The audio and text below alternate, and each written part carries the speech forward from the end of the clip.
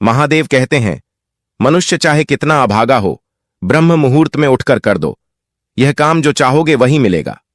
दोस्तों, एक समय की बात है। माता पार्वती ने भगवान शिव से पूछा, हे स्वामी, मैंने देखा है कि चाहे कितना ही अभागा मनुष्य हो, अगर वह सुबह ब्रह्म मुहूर्त में उठता है तो वह बहुत सुखी रहता है। ऐसा क्यों है? मुझे ब्रह्म मुहूर्त का रहस्य बताइए। भगवान शिव कहते हैं, हे देवी, मैं आपको इस प्रश्न का उत्तर एक छोटी सी कथा के माध्यम से बताऊंगा।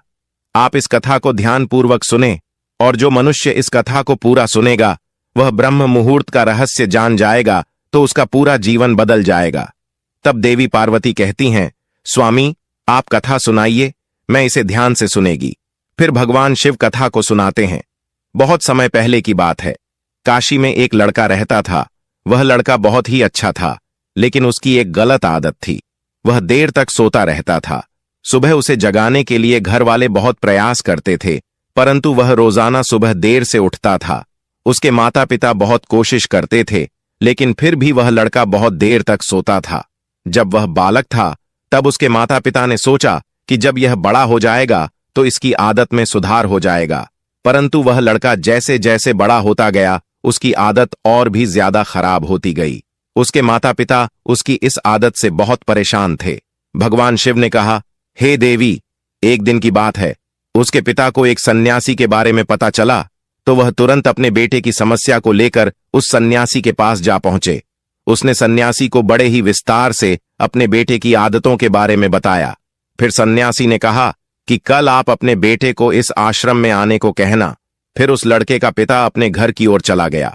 उसे पता था कि अगर वहां सीधे तरीके से अपने बेटे को सन्यासी से मिलने के लिए कहेगा तो वह कभी तैयार नहीं होगा। तब उसके पिता ने कुछ दिमाग लगाया। उसने अपने बेटे को अपने पास बुलाया और कहा, तुम्हारे सारे मित्र जीवन में सफलता प्राप्त कर चुके हैं, क्या तुम सफल नहीं होना चाहते हो? फिर लड़के ने उत्तर दिया, हां पिताजी, मैं भी सफल होना चाहता हूं, परंतु जब भी मैं अपने मित्रों से उनकी सफलता का रहस्य पूछता हूं तो वह मुझे कुछ नहीं बताते हैं। भगवान शिव ने कहा, हे देवी पार्वती। फिर उसके पिता ने अपने पुत्र से कहा कि मुझे यह रहस्य पता चल गया है कि वह सभी क्यों सफल होते जा रहे हैं। तब उस लड़के ने बड़ी उत्सुकता से पूछा, क्या पता चल गया है पिताजी? कृपा करके आप मुझे बताइए। फिर उसके पिता ने कहा कि कल सुबह तुम्हें एक सन्यासी के आश्रम में जाकर उनसे मिलना है।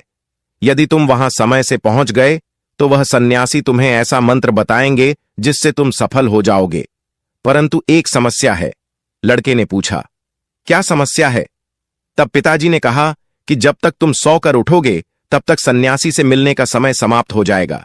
फिर उस लड़के ने कहा कि पिताजी, मैं कल पूरी रात जागता रहूंगा और सुबह सन्यासी से मिलकर आऊंगा।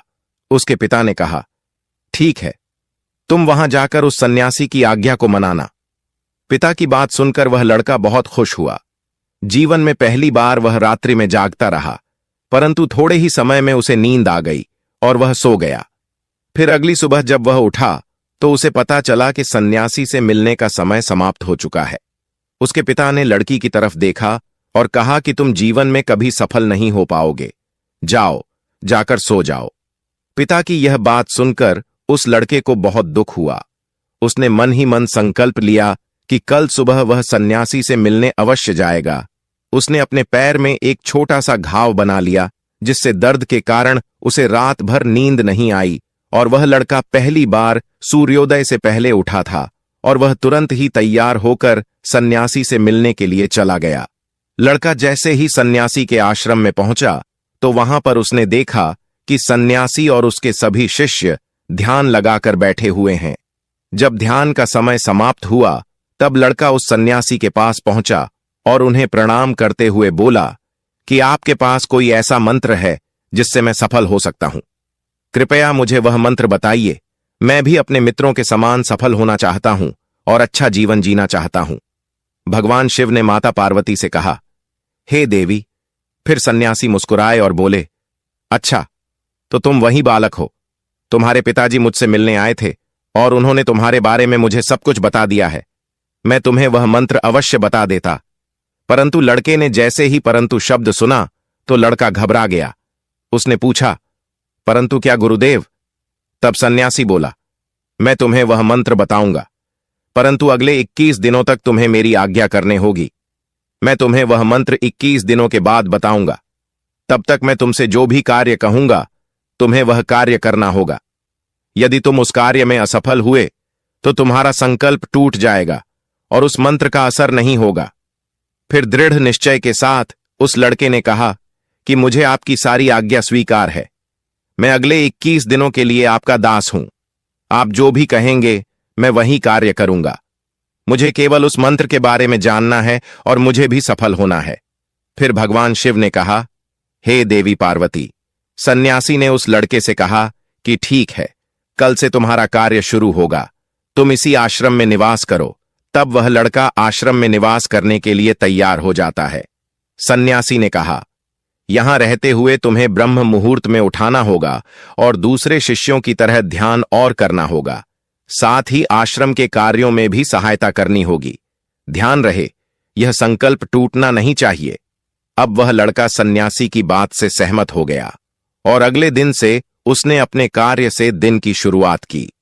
इस बार उसने दृढ़ निश्चय किया, परंतु 1 सप्ताह बीतने के पश्चात ही उसका संकल्प टूट गया और वह 8वें दिन देर तक सोता रहा। जब वह नींद से जागा तो उसने कहा कि मुझसे बहुत बड़ी भूल हो गई। वह रोते हुए सन्यासी के पास पहुंचा और कहने लगा, हे गुरुदेव, मेरा संकल्प टूट गया। अब मैं जीवन में कभी सफल नहीं हो पाऊंगा। फिर सन्यासी ने उसे समझाते हुए कहा, एक बार फिर से शुरुआत करो, फिर से संकल्प करो। फिर लड़के ने सन्यासी से पूछा कि सुबह उठना इतना आवश्यक क्यों होता है और यहां पर सभी लोग इतनी जल्दी क्यों उठ जाते हैं।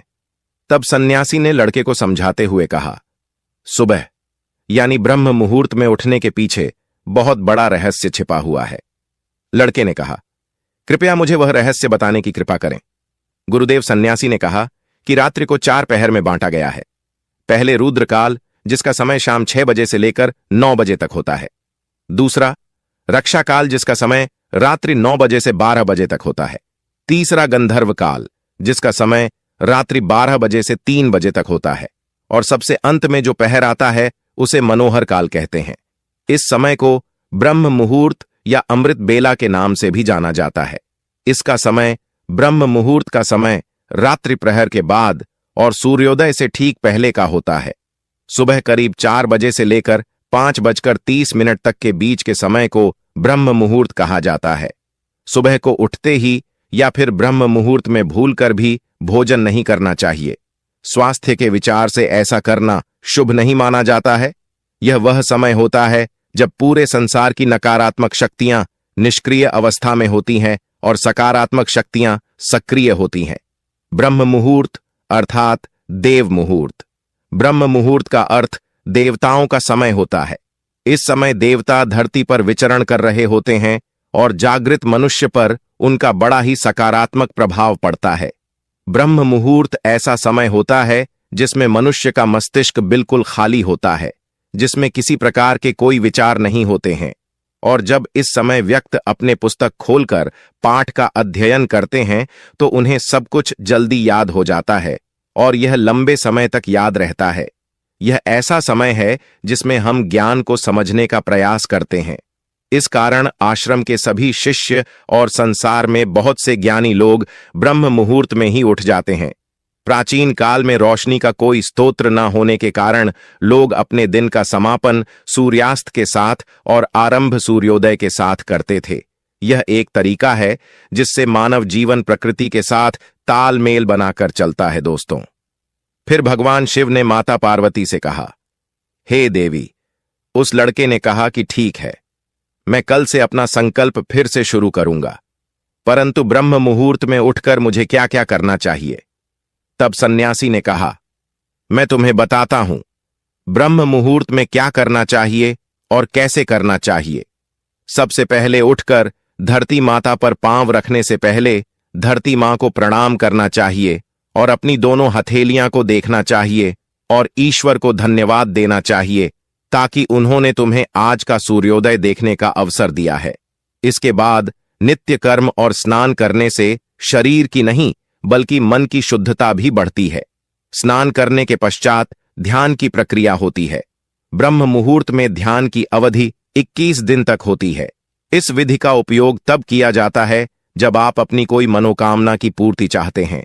यह ऐसा समय होता है जब व्यक्ति अपने आज्ञा चक्र को सक्रिय करने पर काम करता है।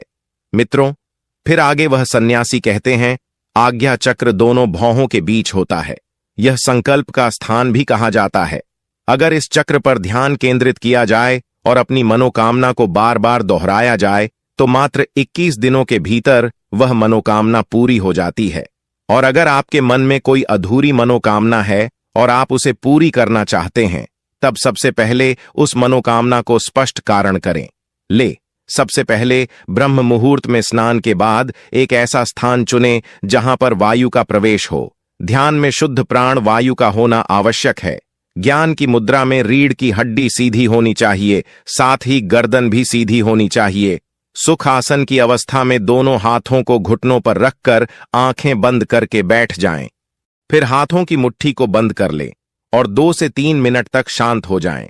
जब आपका शरीर स्थिर हो जाए और सांस भी शांत हो जाए, तब उसके बाद अपना सारा ध्यान आज्ञा चक्र पर लगाएं। इस दौरान लंबी गहरी सांस लें और सांस को रोक कर रखें। इस समय आप अपने मन में इष्ट देव और देवी देवताओं गुरुजनों का चिंतन करें। मित्रों, भगवान शिव ने कहा, हे देवी पार्वती। उस सन्यासी ने कहा, जब सांस को रोकना कठिन हो जाए तब धीरे धीरे सांस को बाहर की ओर छोड़ें।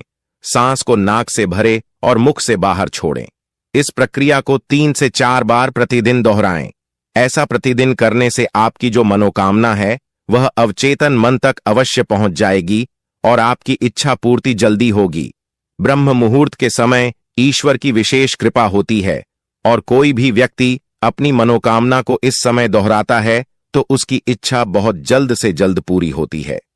भगवान शिव ने कहा, हे देवी पार्वती। इस प्रकार सन्यासी ने उस लड़के को ब्रह्म मुहूर्त का महत्व बताया, जिससे अगले 21 दिनों तक उस लड़के ने बड़े ही मन के साथ इस प्रक्रिया को अपनाया। अब वह बहुत ही ज्यादा अनुशासित और शांत स्वभाव का बन चुका था।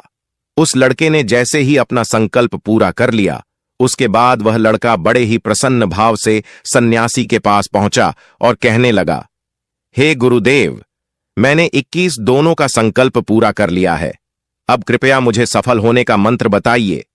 तब उस सन्यासी में मुस्कुराते हुए कहा, पिछले 21 दिनों से जो अभ्यास तुम करते आ रहे हो वही तुम्हारा सफलता का मंत्र है। जो व्यक्ति ब्रह्म मुहूर्त में उठकर ध्यान प्रक्रिया को सही से करते हैं वह जीवन में कभी असफल नहीं होते। तुम्हें ब्रह्म मुहूर्त का रहस्य पता चल चुका है। अब तुम इसे पर्यंत करो। तुम्हें जीवन के लक्ष्य और सफलता दोनों प्राप्त होंगे। उस लड़के ने सन्यासी को धन्यवाद दिया और ब्रह्म मुहूर्त के नियमों का पालन जीवन भर करने का वादा भी किया।